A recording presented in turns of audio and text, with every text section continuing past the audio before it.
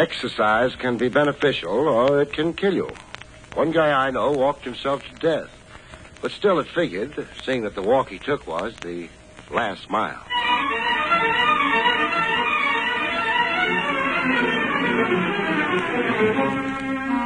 The National Broadcasting Company presents William Gargan in another transcribed drama of mystery and adventure with America's #1 detective, Barrie Craig, confidential investigator.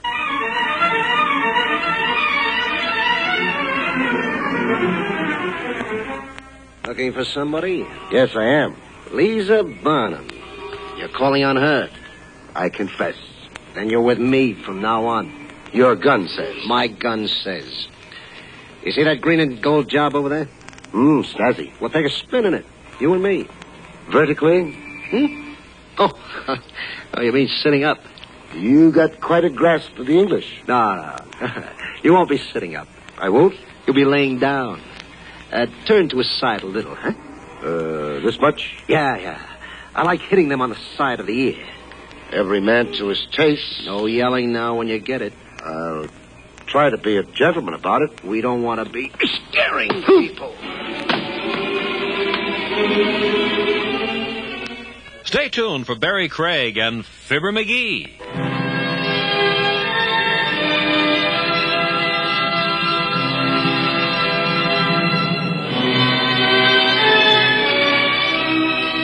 Hello there. This is the golden age of radio theater, and our wheezy old theme song. Now, please don't write in and ask me for the name of it. I don't know. It's something from public domain because it sounded like, old-time radio, and the price was right. Let's face it. This is the show where we turn back the clock to relive the golden moments of radio's yesteryear and bring you some of the greatest radio shows of all time.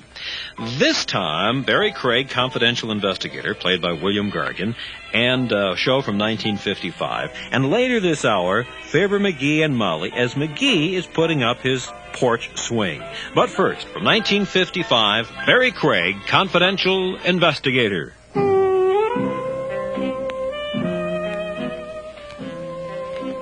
Barrie Craig speaking. In these supersonic times, with the great wide world shrinking to the size of a pretzel, crime is global. Chase a hood across New Jersey, and you're likely to catch him in Botany Bay, or in Algeria, or Madagascar. In view of all this, the cablegram on my desk one merry morning didn't surprise me a bit. It had been dispatched from mid-ocean. The dateline read, SS Shalimar. The text of it said, arriving Friday, 6 p.m. Please see to arrangements for armored truck at pier for safe transfer of the priceless Barrie tomb relics. You are highly recommended by an official of the Cairo police. Signed, Oscar Melamed.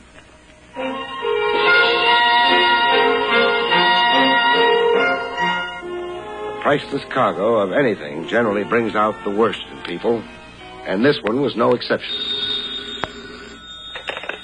Hello? Mr. Craig? And this is? I'm Lisa Barnum. I'd like to discuss something with you. Something extremely important. Capital letter B? Capital letter B? B for the Barrie collection. Why, you're uncanny. Yeah. I learned the art of divination from one-note Olio Myers. One-note Olio Myers? Yeah, a trombone player in the T-Bone Casino Philharmonic. Go ahead. Finish your joke. Olio always knew on Friday he was going to get canned Saturday. Can we meet and talk as soon as possible? Well, why not? I'll come to your place. No, I'll come to your place. But I'd much rather... I prefer women in their natural habitat, doll. It helps cement a truer understanding.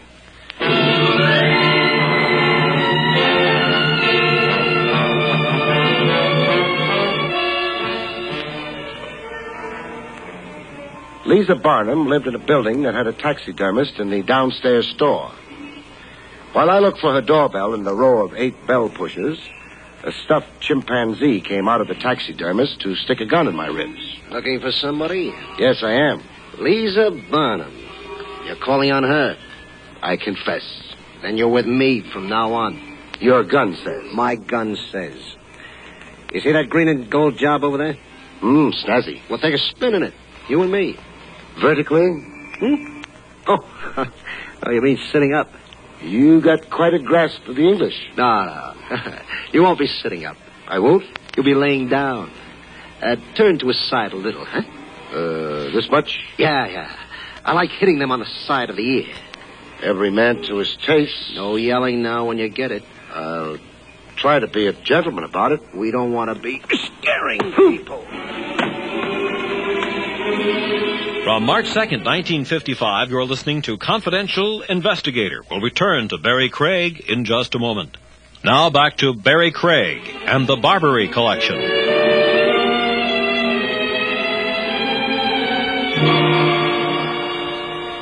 Came to with my left ear as big as Dumbo the elephant's. I tried stretching my legs to see how the old blood was circulating. And I knocked over what sounded like a garbage can. I reached a hand out in the pitch dark to get the feel of my surroundings. Almost strangled a cat. I tried getting my bearings by scent. My lungs began to choke up from what smelled like a poison gas barrage. I hate saying the obvious, but where am I? In a cellar. And where are you in this blackout? Over here, sitting on a box. Why? Why not? Now, that stumps me. Say, where's that mustard gas blowing from? You really disapprove of my cologne. When I get it in lethal doses. How do you feel? Mainly perplexed. Perplexed? Oh, the answers are simple, really. They always are when you know them. So inform me. Here? You know a better location? Mertz's drugstore, just down the block. You'll want penicillin ointment on that ear before it infects. Here, I'll help you up. I've always relied on the kindness of women, Lisa. You no doubt are Lisa Bonham. Yes, I am Lisa Bonham.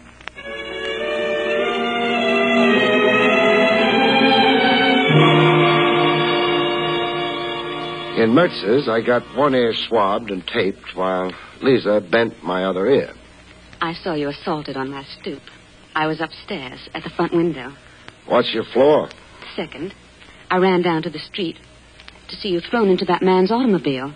That man being? Why, I don't know. I hailed a taxicab and followed you. Why? Why? What would you have me do? Well, yell police, good and loud. If you were really alarmed about me. However, go on with it. You were carried into that cellar and abandoned there. When it was safe, You joined me? Yes. Oh, my heroine. You are an irritating man. Time out while I check through my pockets. Well, is anything missing? Something is. Your wallet? No. Then, A cablegram I got this morning. a cablegram? Don't play dumb. All right, I won't. A cablegram telling you where and when Oscar Melamed would arrive. Oscar Melamed and precious cargo. The man who assaulted you was after the information. Obviously, and he's got it. And what are you after, baby? It's a long story. Well, try condensing it into a few words. All right. Our family name was Barbary, before it was changed to Barnum. I get the emphasis. My uncle, Dexter Barbary, was an Egyptologist. He spent his entire mature life in search of tomb relics. You make him sound dead. He vanished without a trace 2 years ago. Well, where was he then? In Alexandria, Egypt. My last contact with him was a letter he sent me. I have the letter here, if you'd care to read it. Oh, later. But meanwhile, you brief me on the contents of it. The letter states that he'd come upon a priceless collection of Byzantine tomb relics. That he was registering them in his name, Barbary, as the Barbary Collection. And? And period. And of Uncle Dexter. Yes. And you suspect foul play? I believe he was murdered and that his collection was stolen. I see. Are you the last known living Barbary? If Uncle Dexter is dead, yes, I am. Finish what's on your mind. The tomb relics rightfully belong to me. So sue for them. Sue? Should I really be so proper, Mr. Craig? Only sue the man who caused my uncle's murder? The accused being my current client. Oscar Millimet. Well, now answer me this. How did you know the Barrie collection was on board the SS Shalimar en route to here? I don't care to disclose my sources of information. Then you can never be my client. Why can't I be? Secretive clients worry me. I always imagine they're taking my head size. Taking your head size? So the dunce cap will fit nice and snug.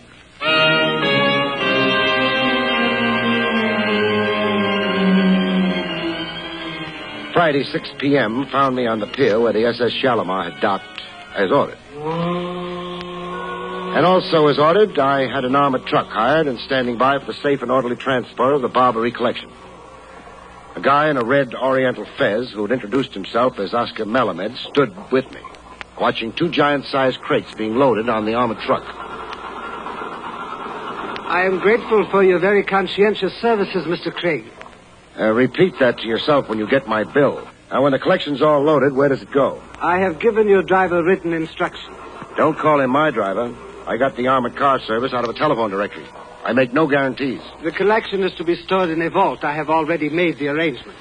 What's it all worth, Millimet, in round figures? $300,000. Well, that explains the buzzards buzzing around. Every thief in the world has plans to steal the Barrie collection.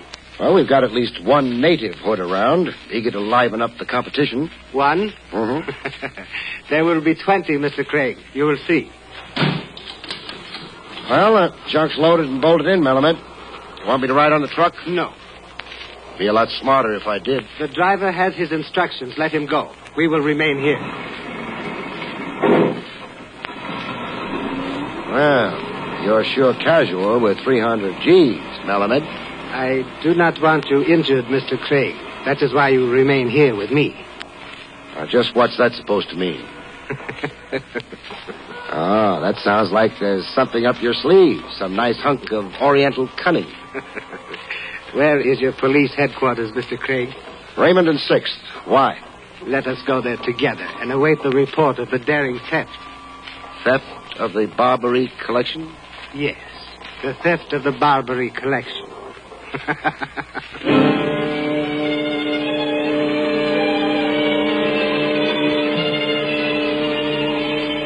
At police headquarters on Raymond and 6th, we haunted the teletype machine. Completing our trio was a sallow-cheeked sergeant named Joe Tuesday, who looked as if crime gave him an acid stomach. I've had dizzy characters popping into headquarters before. Hey, look it. Look it? What the ticker tape is saying. Huh? Oh. Armored truck seized by gang in machine gun raid at corners of Beaver and Howard. Driver and guard kidnapped. Order statewide alert. Well, you're a champ prognosticator, Millimet.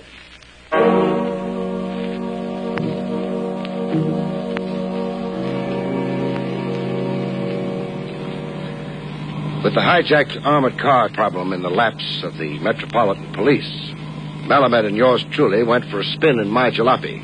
The joyride was his idea. Pier 17, Hoboken. You choose the proper approach, Mr. Craig. But first, you have an important thing to attend to. Like? Like the automobile behind us. See, in your mirror? Yeah. We're being trailed, all right. An old New York custom. Familiar job, the one behind us. Green and gold convertible. You have seen it before? I'm getting a nostalgic twinge in my ear. The bum one. Well, shall we tangle with them or lose them? Lose them, of course. Fasten your safety belt. Before the green and gold job behind us gave up a hopeless chase, they sent out a signal of defeat. They are shooting at us. We're out of range, Millimet.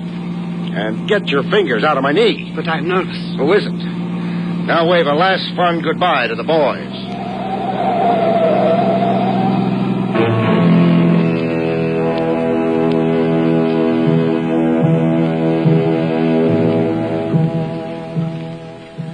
Alone at last on Pier 17, Hoboken, a banana boat was whistling hello to the USA.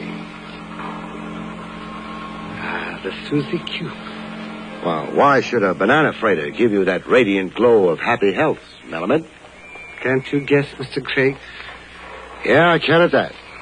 Sitting midst mountains of bananas aboard the Susie Q is a big piece of ancient Egypt. A Barrie collection.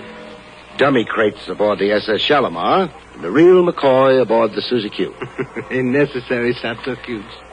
I'm sorry to have used you as a... Decoy's the word. It's okay with me, so long as justice triumphs. But is justice triumphing, Melibet? I do not understand your question. I've got a suspicious nature. But you trust your own judgments. Yeah, I do that. And no offense intended, mind you, but you personally don't come off too good in my judgment. You have doubts about my integrity? Swine that I am, yes. The ways of the East are perhaps strange to the West. $300,000 spells bonanza even in the Hindustani tongue. But I am the owner of the Barrie collection. I've heard other points of view on that. Other points of view? Yeah. A doll named Lisa Barnum. Lisa Barnum Barrie. Niece of Dexter Barrie. Oh, I see. Now I understand the reason for your suspicion. It's only one of my reasons. Dexter Barrie was a guest in my country, an eccentric expatriate. What do you mean eccentric? A better word would be fool. An amateur Egyptologist and an uninformed one. The man was a vagrant, a mere professional beggar. But he registered a collection as the Barrie collection. The one now aboard the Susie Q there. A fraudulent registration, Mr. Craig. Barrie was in my employ as a gardener and chauffeur. He registered possessions belonging to me, Oscar Melamed. I have affidavits. Oh, that's your story. Where is Barrie now? I can only repeat rumors. Like? His death was reported. He had contracted a disease in the Kilimanjaro ranges. Kilimanjaro? What was Barrie doing in Hemingway's private ballpark? Looking for fossil specimens. Now, if you will tell me, what is your fee? Paying me off here and now, huh? Yes, Mr. Craig. You have been useful, but now you are useless. How much? Peel off $1,000, Sahib, in New York coin. You're listening to the Golden Age of Radio Theater. Now back to the Golden Age of Radio Theater and Barrie Craig, confidential investigator.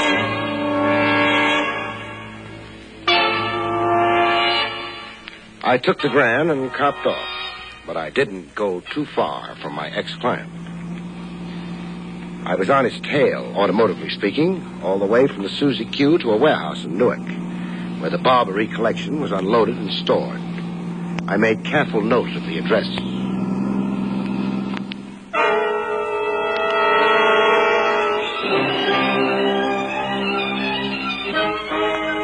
In my office the next morning, business began to boom. The chimpanzee who loved toying with my left ear. He had a gun in each hand. Hey, there's only one of me, Buster. I carry 2 guns to balance the weight. I don't want one shoulder down lower than the other. Oh, I see. Remind yourself of something, Craig. Meaning? Where you went with Egypt when you shook my car yesterday. Oh, Pier 17, Hoboken. And then to where? I don't know. I got paid off and canned at the pier. Baloney. Slice it, please. A smart guy like you. Would know where $300,000 worth of loot is stored. Yeah, would know.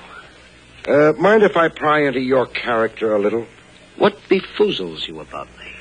How a creep straight out of a Manhattan sewer got himself in the middle of a Cairo, Egypt conspiracy. I got a friend on the lam in Egypt. Maxim Odessa, 3-time loser, so he can't never come home. He sent me a letter. About the collection? Yeah, about. Then you're freelancing. I got a few pool players in with me. On your way out, surrender your guns to Sergeant Joe Tuesday. Joe Tuesday? Where is he? In the lobby, running the elevator, on the back stairs, and on the roof. You know what an octopus Joe Tuesday is. You got cups staked out, huh? For your exclusive benefit, Buster, I'm a guy who takes pride in his ears. So I had Sticks and stones. I'll blast my way out. You'll make an unbeautiful corpse. Exit smiling, Buster. Imagine me walking into a cop stakeout. Me Panju. You're beginning to bore me. Skidoo now.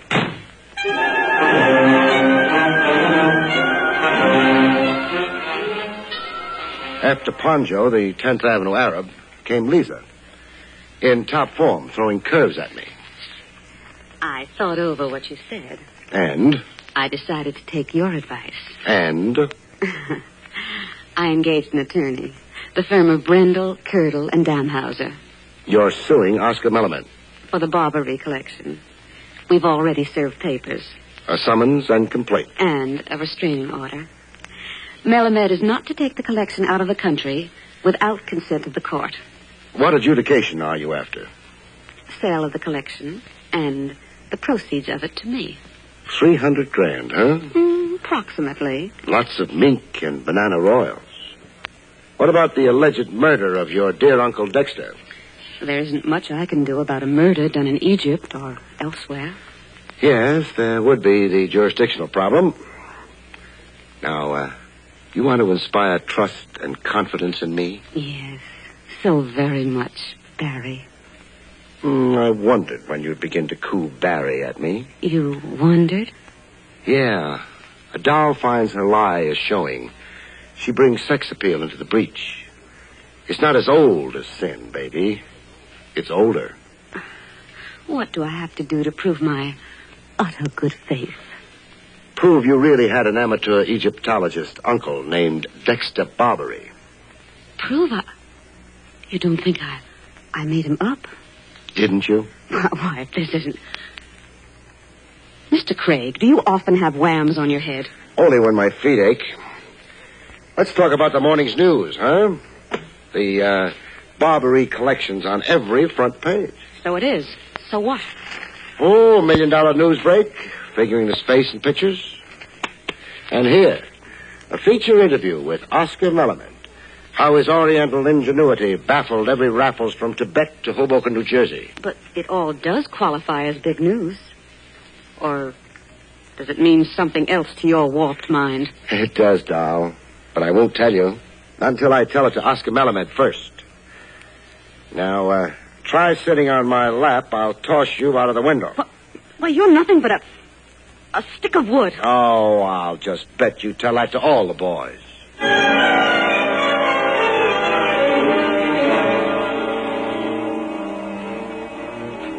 Melamed had company when I found him. Company just about to leave. Distinguished, middle-aged, black Homburg. The type American tycoon with nervous money and a collector's itch. I caught their parting words. Then I'll assume it's agreed, Mr. Melamed. We are in complete harmony, Mr. Cartwright. You drive a hard bargain, but I can afford it. Good day. Good day, Mr. Cartwright. Tell me, which Cartwright is it? The banker or the steel baron? Mr. Cartwright is in oil. Marinated in your special brand of oil. Why have you come here? Putting it bluntly, to stymie a bunco game. A bunco game? Now, what absurdity. The trash you're trying to palm off as treasure. You call the Barrie collection trash? I do. And all the hijinks and publicity around it is only a build-up for susceptible suckers. What you're really selling him is a collection of newspaper headlines. The publicity has him so dazzled he won't remember to inspect the merchandise. Oh, I see you stopped laughing. Okay if I bore you with the details of your fraud? I'm listening. Thanks. Lisa Barnum's in with you, a full partner in the swindle. Her phony uncle routine, and now the lawsuit against you is just more stage dressing. Like that armored car and the two fighters. All more bait for suckers. And the gangsters? Are they also full partners with me? No. The mob was on its own. Flies around honey, or what they thought was honey. But all grist for your scheme. The shenanigans of the mob got you more juicy headlines. Helped make trash really look like treasure. Now, you going to take a rest gracefully? Or are you the type who blows his fez? Despite these circumstances, Mr. Craig, I am forced to admire you. Well, thanks for saying it. It's what I live for. The goodwill and admiration of my clients. After all, man doesn't work for bread alone.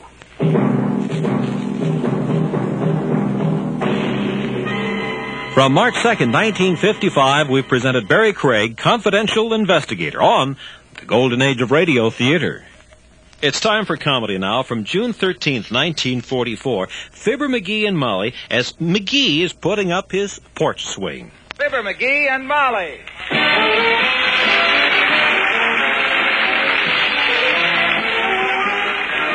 Fibber McGee and Molly, with Bill Thompson, Gail Gordon, Arthur Q. Bryan, Dick LeGrand, and me, Harlow Wilcox.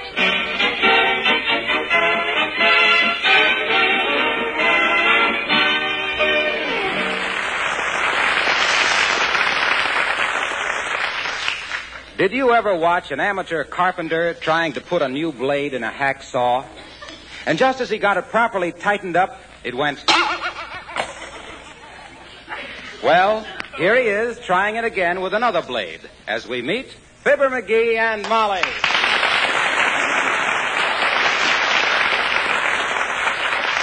Fine bunch of hacksaw blades. I could get better iron than this out of a can of spinach. Now, let me see. One more twist. Dead-ratted thing anyway. They must make these things out of peanut brittle. What are you doing, McGee? I'm getting ready to put up the porch swing. Well, what are you doing with the meat saw? This, my dear uninformed woman, is not the meat saw. This is a hacksaw. Oh. Well, if you have a friend in jail or something, I'll be glad to bake a cake around it, and you can... What are you doing with it? I'm putting a new blade into it. Blades keep busting. I've been tightening them very gently like this, and every time I... See what I mean? That makes 4 of them I've broken. Well, why don't you leave them looser? Won't cut anything if they're loose. I'll show you what I mean. Hand me another blade. All right. Here you are. Thanks.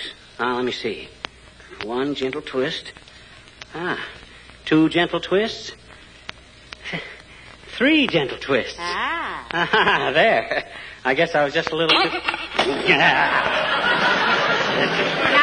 Now, McGee, don't say it. The dead... Why do you need the hacksaw anyway? I'm putting up the porch swing. Why do you need a hacksaw? Because the hacksaw is... I need it. It's for the...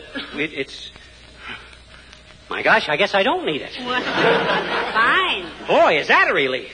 I might have spent the whole day putting in new hacksaw blades. Sure. Now I can go to work. Hey, are my eyes going bad, or is that Sig Wellington coming up the walk? That's Mr. Wellington, all right. Wearing a Panama hat that must have been woven underwater and taken out wet because... hello there, Mr. Ah, Wellington. there, Mrs. McGee. How you do brighten my day. And McGee, tarnished again. Hello, Sigmund. Sit down on the top step and let's talk about inconsequential things. How have you been? That's the first pair of spats I've seen for a long time, Mr. Wellington.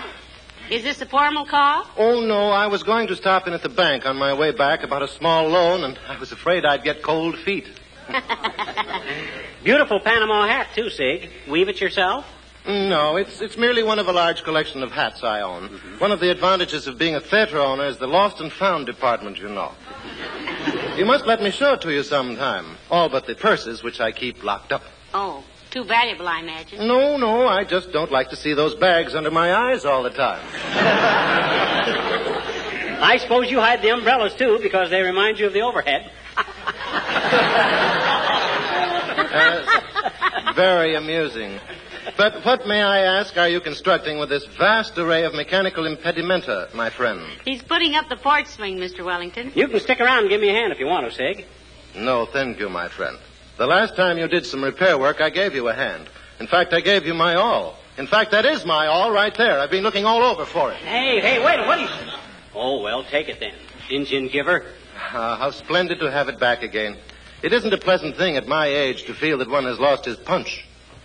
Well, good day, old chap, and Mrs. McGee, au revoir until next week. Yes, but the thought of seeing you again gives me strength.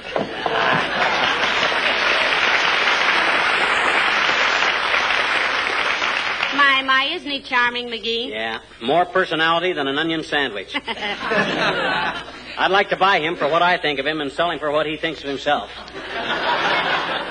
Did you see him go away with half my tools? Now, don't exaggerate, McGee. He only took that little awl, and he had a perfect right to it. He loaned it to you a year ago. That's beside the point. He knows I got to put up this porch swing and deliberately ran off with a very useful tool. What would you need an awl for? I need an awl for in case I have to, it'd make it, I always, it might, well, I guess I don't need it at that. Of course not. Well, I've got to go see about dinner, dearie, and if you need help, you just call for me. Okay. There goes a good kid. She knows when it comes to carpentering, I don't know my neck from a folding ruler. But does she ever criticize? Yes.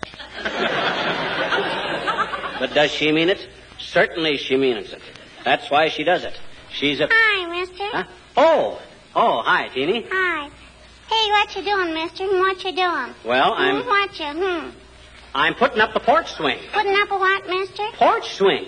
Don't you know what a porch swing is? Sure I do, I betcha. We got one at our house. Oh, you got a porch swing? Eh? What'd you say, mister? I says you got a porch swing. Gee, how'd you know? Who told you? I was walking by one night and it squealed. Oh.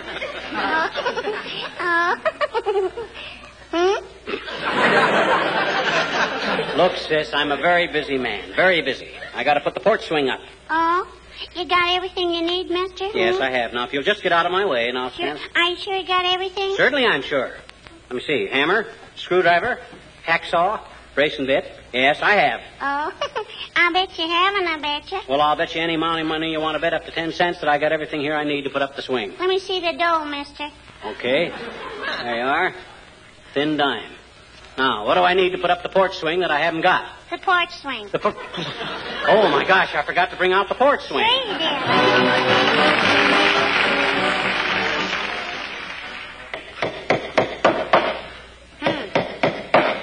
My goodness, this swing did need some fixing, didn't it? Yeah, but it'll be okay. I put new slats in all across the back, tightened up the arms. Well, it looks pretty good. Mm-hmm. Where'd you get such nice slats for the back, dearie? Out of the front fence. The front fence? Mm-hmm. McGee, you mean those are pickets? Now, don't worry. I took them out so as it don't show. I took out every other picket, see, and the fence looks like it's supposed to be that way. You walk past it fast and you don't notice a thing. Hello, Mrs. McGee. Hi, Mr. McGee. Hello, Alice, dear. Hi, Al. Sit down and watch me put up the porch swing. Oh, thanks. We had a porch swing at home, and the boys liked it so well that I didn't get to see a movie for 3 summers. That's all. And my father finally had to remodel the house and tear out the front porch so I'd get a chance to go out at night.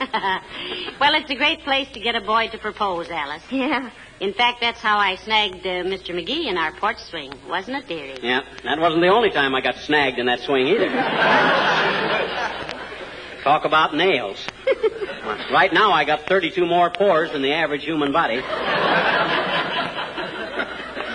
Hey, Alice, there's a note on the table for you from a guy named Ricky. Oh, him.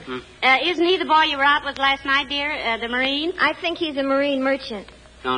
Yeah. You mean merchant marine, don't you, Alice? No, marine merchant. Creepers. What a salesman. I catch on to it. Well, I'm going up to bed now, Mrs. McGee. All right, dear. If anyone else calls, we'll take the message. Oh, thank you. So long now. Oh, Mr. McGee. Yeah? I hate to ask this, but, would you do me a favor?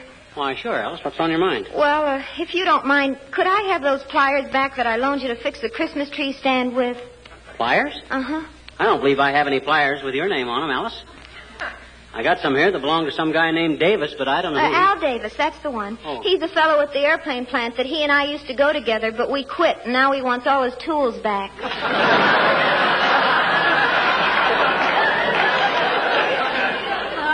heavenly days. Of course you can have them, Alice. Here. McGee can always borrow them back in a pinch. Oh, gee, thanks, Mrs. McGee. I'll see you later.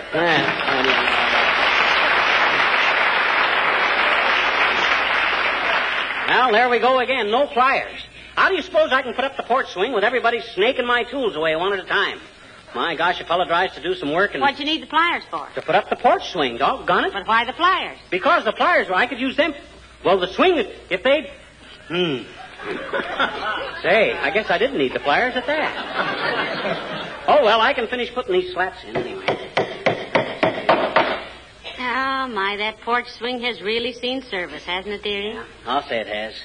Remember when Fred Nittany come to visit us right after the war? Yes. And we'd sit in this swing all day long and remorse about our different adventures? You don't mean remorse, dear. You mean reminisce. I don't mean any such a thing. Reminisce is when you forget to do something. Like I was reminiscing paying the gas bill this month. Now that's remiss. Are you kidding who? Remiss is when you take 2 shots at something and don't hit it either time. You miss and then you remiss.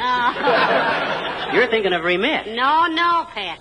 Remit means to pay, and you didn't. Well, then what does remorse mean? It means you're sorry for something. And I am, too. I'm sorry old Fred Nittany can't drop in again one of these days and remorse about our different adventures. Oh, hello, Mr. Wilcox. Hiya, Molly. Hiya, pal. Hi, Junior. Hunker down on the top step there and watch a real carpenter carping. What are you doing, friend? Well, he's putting up the porch swing, Mr. Wilcox. And he always gets into one of his masterful moods when he takes his hammer in hand. His hammer? Yes, my hammer. What's the matter? Your ears need glasses?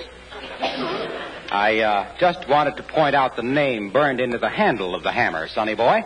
See? H-W-I-L-C-O-X. Why, so they are, McGee. Did you borrow that from Mr. Wilcox? My gosh, I guess I did. Well, what do you know? It's a small world, isn't it, Junior? Yeah, you can't even lose a hammer in it. This is your hammer, isn't it? Well, you know me, pal. I hate to make positive statements, but... Yes, I know. Get him, will you? Hates to make a positive statement. What's that stuff you toss around every week? Just vague hints? Well, that's different. Why, Mr. Wilcox? Oh, Molly, please. Asking him why at a time like this is like throwing a stick for a pup to chase. He's going to have his muddy paws in our lap now for the next 5 minutes. Well, what I mean is I don't mind making a positive statement about a product when its ability to bring new life and beauty to floors and furniture and woodwork has been so well demonstrated. On the other hand, my first initial and last name on the hammer handle might be a coincidence. Circumstantial evidence. It isn't legally conclusive. You're the only H. Wilcox we know, Mr. Wilcox. I knew a Herman Wilcox once. He was a fellow. You see, some things are so well established they don't need any supporting evidence. This Herman Wilcox I knew had a hammer, too. Conversely, the fact that my name is on a hammer handle would not necessarily convince a jury of my property rights. Hickory hammer handle, too, Herman had. Say, if I could only ask a lawyer about that, I could soon get that point settled. There's a lawyer lives the third house down, Junior. Old Joe Habeas. Gee, really? I'll run over and ask him. Here, let me take that hammer, pal. This is a fascinating legal technicality. I've often wondered what would happen. Well, now, how do you like that? Practically snatching a guy's hammer out from under his very eyes. If that isn't What do you need the hammer for now? My gosh, the hammer's that's what I was... The hooks, if the nails are when you... Come to think of it, I guess I was through with the hammer at that. Haven't you any tools of your own, dear? Certainly I got tools of my own. Practically everything here is mine. That broken ice pick, that plumb bob, that piece of copper wire. Who owns the steel tape and the brace and bit? Doc Gamble. But that piece of rope is mine, and that spool that had the tire tape on it, that's mine. So is Whose screwdriver is that? Doc Gamble's. But who do you suppose owns that nail file? I do. And that handful of thumbtacks? I do. Whose hacksaw is that? Doc Gamble's. But he never had... Pardon my long ears, but did I hear my name mentioned? Oh, hello, Doctor. Come on up on the porch. You ever hear the old saying, Doc? Eavesdroppers never hear anything good about themselves? Allowing for your lousy grammar, Smudgepot, yes, I have. And I wasn't eavesdropping. Anybody who would eavesdrop on your conversation would be stupid enough to look in the back of a telephone book to see how it came out. What's he think he's doing, Molly? He's putting up the porch swing, Doctor, and please don't make any derogatory remarks. He's very easily discouraged at manual labor. Well, I wasn't going to be unkind. I think it's wonderful. Get a little of that tallow away from his belt buckle.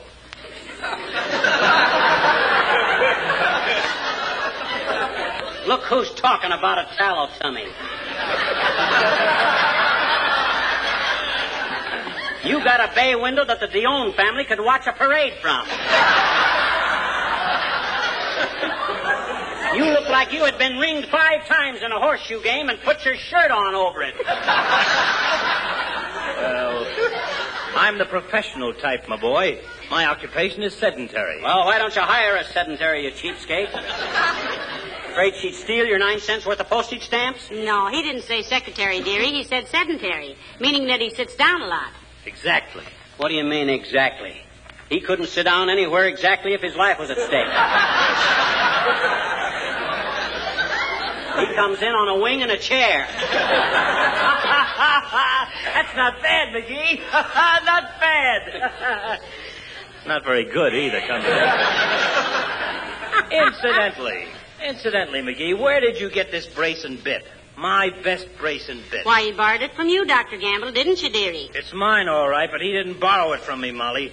Where'd you get it, you little organ snatcher?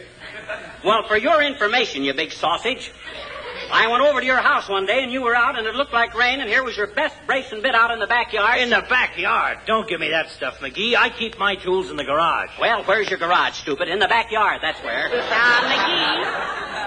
And not only that, but the garage was unlocked, and if I hadn't have brought the brace and bit home with me, somebody might have walked in and stole it. Oh, yeah? Well, I never leave that garage unlocked, McGee, you little tool thief, and you know that, too. Well, it might as well be unlocked with that broken catch on the back window. My gosh, anybody could pile boxes up there and get in, just as easy as I did. Now, McGee. Well, if that's the kind of gratitude I'm going to get for saving your tools for you, you big... Hey, give me a hand with this swing, will you? Doc, full kid? Sure, McGee. Ready to put up? Yeah. Come on in the house and let's get the chains for it. Yeah, I keep them put away so they don't get rusted. All right. Where are they? Right there in the hall closet, Doc. Just open the door and... This door? Yeah,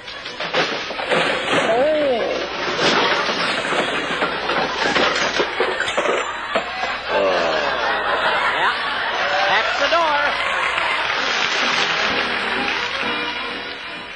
The laughs continue with Fibber McGee and Molly in just a moment.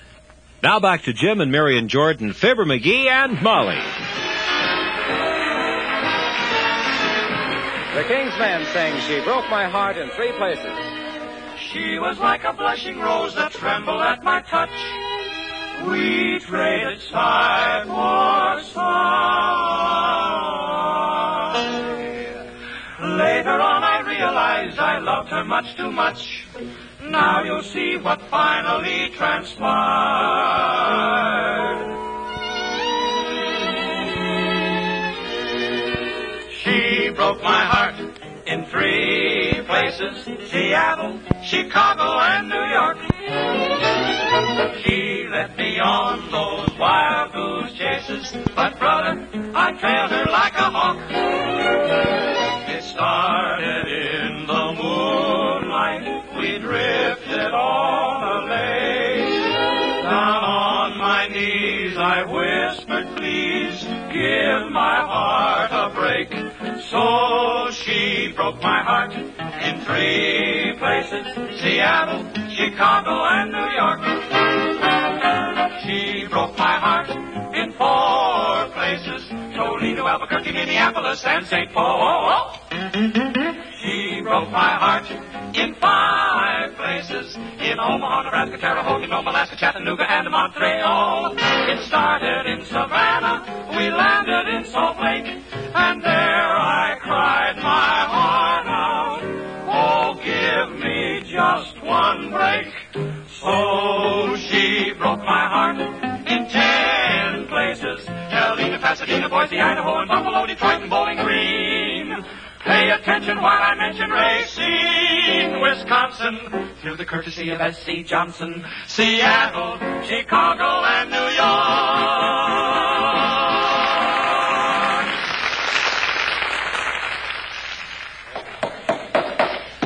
Ah, there you are, Molly. Porch swing is up. And may I be the first to congratulate you, dearie. You followed through like a rabbit hound in a hollow log.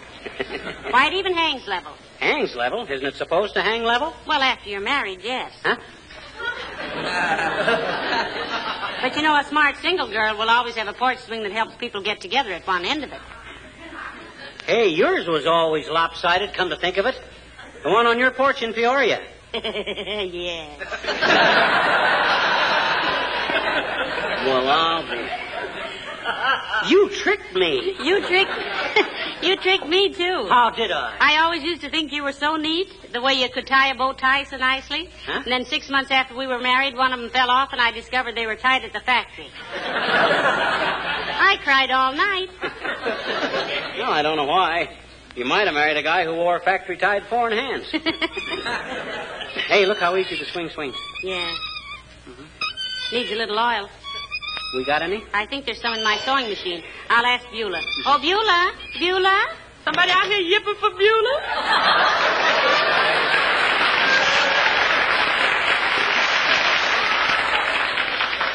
We got any lubricating oil, Beulah? Says we got which? Lubricating oil, Beulah. The kind you squirt at things that squeak. Isn't there a little can of it in my sewing machine? No, ma'am, there's a drop left in there. I use the last of it in the vacuum. In the what? The vacuum cleaner. Oh, you know, the carpet sweeper with the sound effect. Well, remind me to get some tomorrow, McGee. We want it for this porch swing, Beulah. It squeaks. Well, for goodness sake, ma'am, let it squeak. Ain't nothing more homelike than a squeaking post swing. Saved my papa's life once. What did, Beulah? A squeaking post swing. Yes, it did. My papa always smoked cigars and was always falling asleep. One night he rocked himself in the post swing, a puffing and a rocking, and a rocking and a puffing and a rocking and a squeaking, squeaking and a puffing. And all of a sudden he fell sound asleep. Well, what saved his life? Well, ma'am, the minute he fall asleep, the swing stopped a rocking and the squeak stopped a squeaking. Papa jump up and holler, "What's that?" On account he don't hear no more squeaking motion. He wake up just in time to stomp out a fire in his shirt front. Stomp out a fire in his shirt front? What was he, a contortionist? No, sir. He stamped it out with his bare hands. Oh, I see. Anyway, that's why I don't mind no squeaking, no post swing. Well, maybe we better leave this one, McGee. You're always doing the same thing, you know. Okay, forget the oil. Might have my own life saved by a narrow squeak. Have his own life saved by a squeaking man?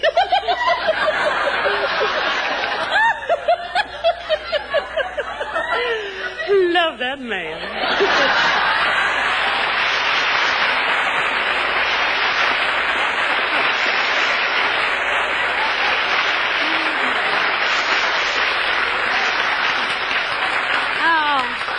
Forget the squeak, dearie. I hadn't considered it in the light of a fire alarm. Come on, let's sit in the swing a while. Personally, I don't mind the squeak. It's cheerful. And the mosquitoes love it. Why? A squeak in the porch swing is like a moose call to a mosquito. It is? Yeah, he goes and rounds up all his friends and says, "Come on, fellas, over to McGee's. There's somebody in the porch swing." Oh, isn't this peaceful, dearie? Just to sit here and relax.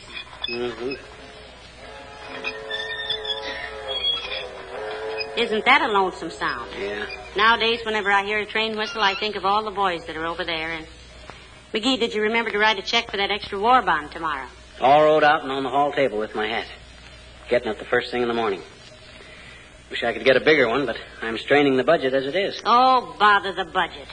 We'd better come out short at the end of the month than at the end of the war. Yeah, guess that's right. Like old times, isn't it? Huh? Sure is. Oh, hey, I almost forgot. Reach under your end of the swing. What on earth is... Oh, for heaven's sake. Let me take it. Here. Thanks. Oh, gee. My old mandolin. Oh, the moon shines tonight on red wings. Breeze is sighing. The night... That's the Fibber McGee and Molly Show on the Golden Age of Radio Theater from June 13th, 1944. In just a moment, a listener from Lincoln, Nebraska wants to know about Art Baker's notebook. A listener from Lincoln, Nebraska asks about Art Baker's notebook. That was a popular syndicated series that started September 4th, 1938, and ran for a dozen years or more. It originated in Hollywood. Each 15-minute show consisted of homey yarns, philosophy, and human interest stories. Art Baker was also the host of TV's first You Asked For It, before Smiling Jack Smith. Well, that's it for Smiling Vic Ives on the Golden Age of Radio Theater. Thank you for being with us. Join us next time we do this again. We're going to turn back the clock to relive the golden moments of radio's yesteryear and bring you some more of the greatest radio entertainment of all time.